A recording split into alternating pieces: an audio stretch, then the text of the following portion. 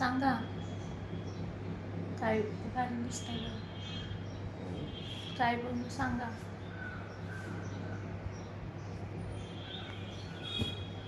काही पण कर. तर अशी झाली आपली मॉर्निंग. तर रोजचा प्रश्न तोच उत्तर, तर तेच उत्तर. मग ते ऐकायचं, जगाचं करायचं, म्हणायचं, असं माझं काम आहे. मग आले मस्त अशी बघा खाली येऊन. असं त्यांचं काय नसतं, म्हणाल ते काय म्हणतच नाहीत. काय पण बनव म्हणतात आणि खाताना नाव ठेवतात. असंही नवरा लोकांचं कोण कोण करतं असं. मग आहोंचा आणि माझा असंच रिलेशनशिप आहे बरं का. म्हणजे आहोपेक्षा मी थोडीशी लहान आहे. म्हणजे आमच्या दोघात 11 वर्षाचा गॅप आहे. पण आम्ही दोघं आहे ना, सॉरी 10 वर्ष, 10 वर्षाचा आहे.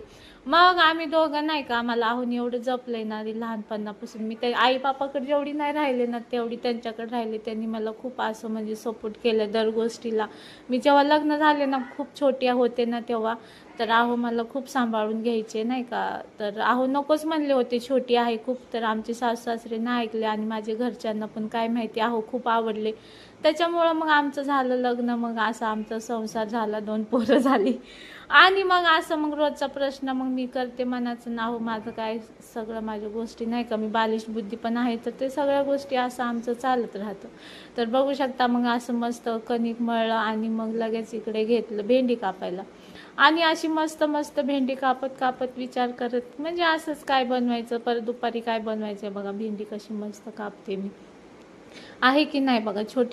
छोट्यापणात लग्न झाले तरी मी एकदम सगळं शिकले. लग्न झालं मला, लग्न झालं ना तेव्हा पीठ पण मळायला नव्हतं येत. तर बघा मी आता किती सुगरण झाले. पीठ म्हणजे मला पहिली वेळेस सासूबाईने पीठ मळायला लावलं ना, अख्खा जगच मी पाण्यात ओतला होता पिठामध्ये. मग आमची मोठी जाऊ आई होती, पण घरामध्ये नाही का भांडं लागलं होतंच असतं. काय येत नाही असं तसं व्हायचं. पण फायनली मी सगळं शिकून घेतले. आईबापाच्या कधी चूल पण पेटवली नाही. इकडे येऊन एवढा सगळा संसार कमी वयात सगळं संसार सांभाळला मी. लवकर मुलं झाली, 16व्या वर्षी तर मला मुलगी पण झाली होती. तर असे खूप सिझरिंग, त्यात काय सांगू लय हाल झाले. पण आहोनी घेतलं सांभाळून. सगळ्यांना म्हणायचे लहान आहे समजून घ्या असं म्हणायचे, माहिती आहे का. माझे आहो खूप सपोर्ट केले मला. आणि मग असं आमचा मस्त असा संसार आहे. तर चला अशी मस्त भेंडी भाजून घेतली तर पहिलं. आणि मग अशी मस्त मसाला वगैरे टाकला, कांदा मिरची टोमॅटो कापला, त्यात हळद मीठ टाकली. आणि मग ह्याच्यामध्ये मस्त असं मला हळद आणि मीठ टाकून मस्त परतून घेतलं आणि त्यात भेंडी टाकली. अशी भेंडी खूप छान लागते, पण कोणीच नाही खाल्ली. तुम्हाला काय सांगू, असं पोरांना माझ्या नाही का काय सांगू, कुठल्या भाजी खायला घालू मला समजतच नाही. बघा किती छान भेंडी झाली ती, माहिती आहे का तुम्हाला.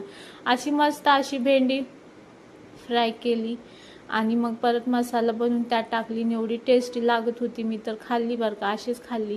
तर एवढी छान झाली होती तुम्हाला काय सांगू. मग फायनली इकडे भेंडी परता ठेवली, इकडे लगेच पोळ्या लाटून घेतल्या. तर आज पहिलीच पोळी फुगली, तर इतनी खुशी तर काय सांगू. असं मग असं मस्त आमचं नाही का. आणि मग भेंडी झाली. आणि आहो आमच्या दोघांमध्ये एवढा गॅप आहे ना, तरी पण आमचं वाटत नाही की मी जाडी आहे आणि माझे आहो एवढे सुंदर दिसतात. आहे ना, सुंदर दिसतात की नाही. तर चला जाऊ द्या, संसार आहे मस्त. असं मस्त पूजा वगैरे केली आणि मग नाही का असं मस्त पूजा केली ना, जरा घर प्रसन्न वाटतं. घरात पूजा नसली ना मला करमतच नाही बाबा. मग पहिलं इकडं पूजा करून आहोंना नाश्ता दिला. पहिलं स्वयंपाक केल्यावरच आहोंना खायला द्यायला, म्हणजे पहिलं तेच देव आहे का नाही. मग देवाला खायला दिलं. ते गेले माझे देव भगवंत गेले खाऊन. भाजी नाही आवडली म्हणून भाजी अशीच ठेवली, खाल्लंच नाही. जाऊन द्या, मी काय करणार, खात नाही तर. मी तर बनवायचा प्रयत्न करते, खातच नाही तर मी काय करणार. मग मी मस्त असं एक दूध भाकरी चुरली, 1.5 चपाती, मस्त असं एन्जॉय केलं आणि भेंडी घेतली साईडला. आणि ही बघा, हिला पण भेंडी नाही आवडली. मग म्हटली मला नाही खायची, तर जा बाबा नका खाऊ. मी वैतागले आहो, खूप वैतागले. रोज तेच झाले पोरांचं, हे नाही खायचं ते ही तर बघा मी नाही जेवणार म्हणून बसली अशी.